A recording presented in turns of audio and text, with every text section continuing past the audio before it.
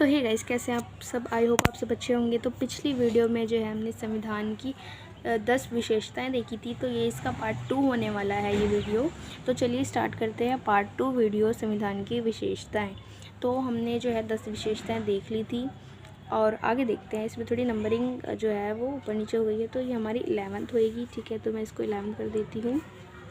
तो ये हमारी 11th विशेषता है स्वतंत्र निर्वाचन आयोग की। हमारे संविधान की एक ये भी विशेषता है कि जो उसमें निर्वाचन आयोग है, इनकी चुनाव आयोग है, वो स्वतंत्र बनाया गया है। हमारा अनुच्छेद जो हमारे संविधान में है, किस अनुच्छेद के अंतर्गत स्वतंत्र चुनाव आयोग का जो है गठन किया गया है? आर्टिकल 324 के अंतर्गत, जिसके तहत जो है चुनाव आयोग क्या काम करता है? चुनावों की देखरेख करता है, निर्देशन नियंत्रण का कार्य करता है, चुनाव आयोग को सौंपा गया है। ठीक है, अगर हम आगे देखें तो जो है आपातकाल शक्तियों का प्रावधान। ठीक है, तो हमारे संविधान में एक जो है आपातकाल की भी व्यवस्था की गई है। अगर हम देखें तो आपातकाल के दौरान हम जो है राष्ट्रपति इन 3 आर्टिकल्स का जो है अंतर्गत जो है आपातकाल की घोषणा कर सकता है। आर्टिकल 352, 356, 360।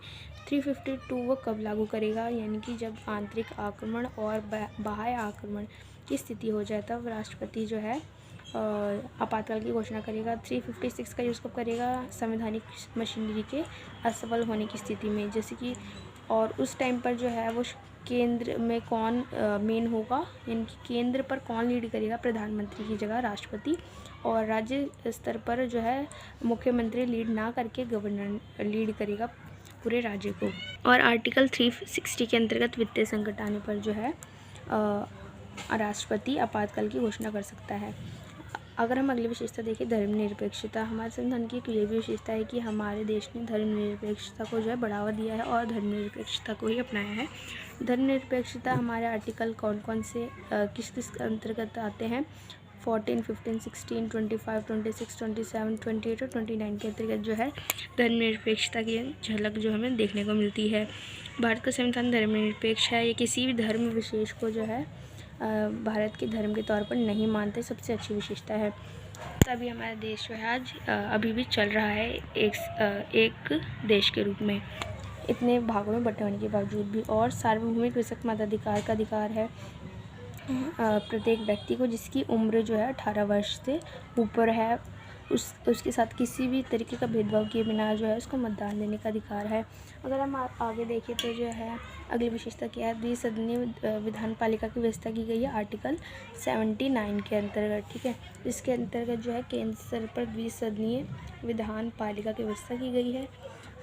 ठीक है, यानी कि संसद की व्यवस्था की गई है। 2 सदन आपके ऊपरी सदन को बोला जाता है राज्यसभा और निचले सदन को बोला जाता है लोकसभा। ऊपरी जो सदन है उसके जो सदस्य होते हैं वो स्थायी सदस्य होते हैं, जो कि 6 वर्षों के लिए होते हैं।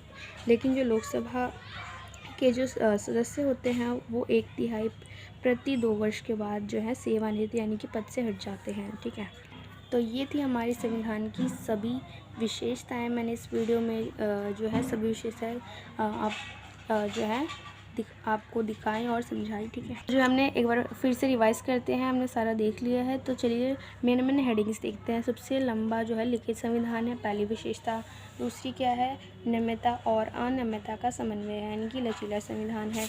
अगर हम अगला देखें तो अगला क्या है? हमारी अगली विशेषता है स्वतंत्र न्यायपालिका है, और मौलिक अधिकार और राज्य के नीति निर्देशक सिद्धांतों को भी अपनाया गया है। ठीक है, अगर हम आगे देखें तो हमारा जो है त्रिस्तरीय सरकार की व्यवस्था की गई, जैसे कि मैंने आपको बताया था। ठीक है, अगर हम आगे देखें तो शक्तियों का विभाजन किया गया है 3 सूचियों में, केंद्र, राज्य और समृद्धि सूची। और इसके बाद जो है विभिन्न स्रोतों से वित्त, यानी कि विभिन्न देशों के संविधान से लेके आदर्शों को, विभिन्न देशों के संविधान के आदर्श जो है सम्मिलित किए गए हैं और संविधान को बनाया गया है। अगर हम आगे देखें तो है संसदीय व्यवस्था है। ठीक है, और जो है मौलिक कर्तव्य भी जोड़े गए हैं, और संसदीय संप्रभुता और न्यायिक सर्वोच्चता को भी बढ़ावा दिया गया है। ठीक है, और स्वतंत्र निर्वाचन आयोग भी है। आपातकाल की शक्तियों का भी प्रावधान किया गया है, और धर्मनिरपेक्ष देश है, और सार्वभौमिक वैश्विक मताधिकार को भी जो है इसमें सम्मिलित किया गया है, और द्विसदनीय विधान पालिका की व्यवस्था की गई है। तो ये सभी थी हमारे संविधान की विशेषताएं। आई होप आपको वीडियो अच्छी लगी होगी। अगर आपको वीडियो अच्छी